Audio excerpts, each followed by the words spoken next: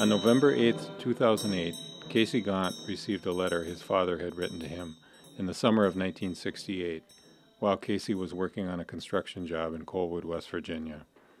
A local woman, Emily Sue Buckberry, found the letter, kept it for 40 years, and called Casey out of the blue on November 3rd.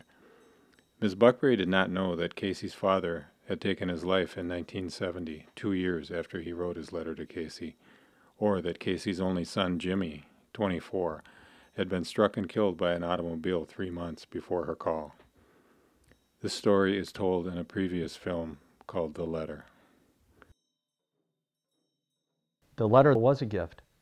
It was as if a door opened and we were shown the door and we walked through it, and we've kept walking through it.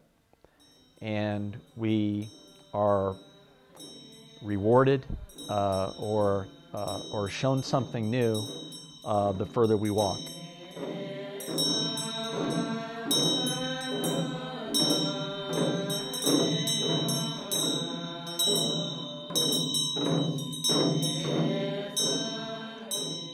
On Jimmy's 25th birthday, November 8th, the day that my father received the letter, it was a very emotional yet beautiful day at the beach in Del Mar. And it's just this spectacularly sunny day.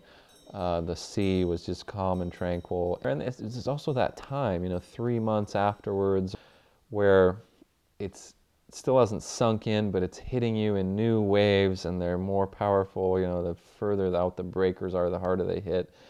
The letter came, and my dad read it to us, and we were all just extremely moved and just believed wholeheartedly that Jimmy and my grandfather, were working together to bring us all some peace on this very emotional yet special day. They were scattering Jimmy's ashes into the Pacific, and it's quite something to see your new wife and her father out, a quarter mile past the breakers on boogie boards. In binoculars, I was watching with Jimmy's mother and grandmother.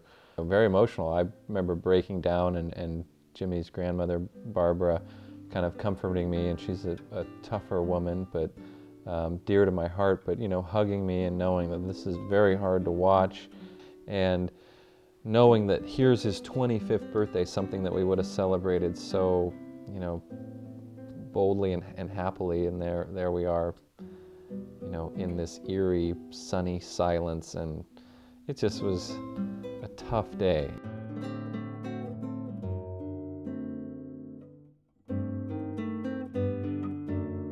Ryan, my husband, and I went home just completely exhausted that evening from the day at the beach, and just feeling sad yet just emotional. And we were sitting on the couch, and Ryan was at the bookshelf, and he was organizing some books, and I think just looking for a book maybe, or a quote or something to just kind of lift our spirits, or I don't know, just make sense of it all. I went to the bookshelves, and I have hundreds of books, and kind of searching for that right book to really help us deal with something like that, looking for that perfect, book of fiction or philosophy. And he grabbed Siddhartha and kind of leafed through the pages. Here's one, and I remember Siddhartha like this one.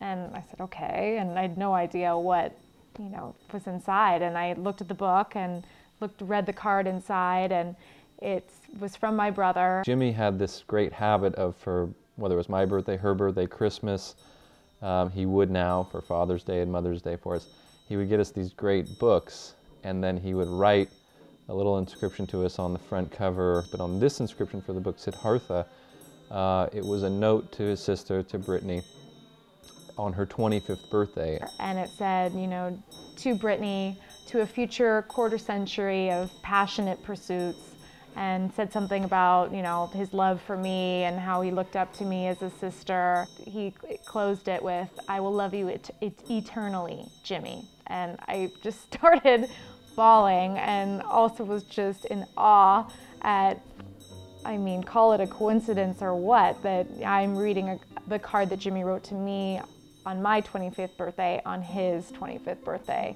And just the fact that, you know, I felt wanted to send me a message in addition to my dad, and that he will love me forever, eternally. And it just was so special and just so moving, and just really incredible.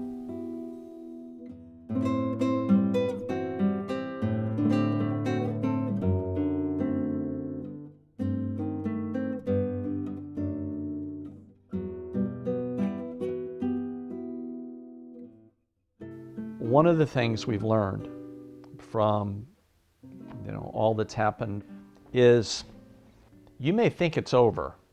You may think that when your dad dies or your son dies, that it's over, that you'll never have a moment with them again. You'll never be able to talk to them again. You'll never see them again. You'll never hear from them. You'll never get advice from your father. You'll never be able to give advice to your son again. And that's not how it is. That's not how it works. They're not gone. They're still here. They're a thought away.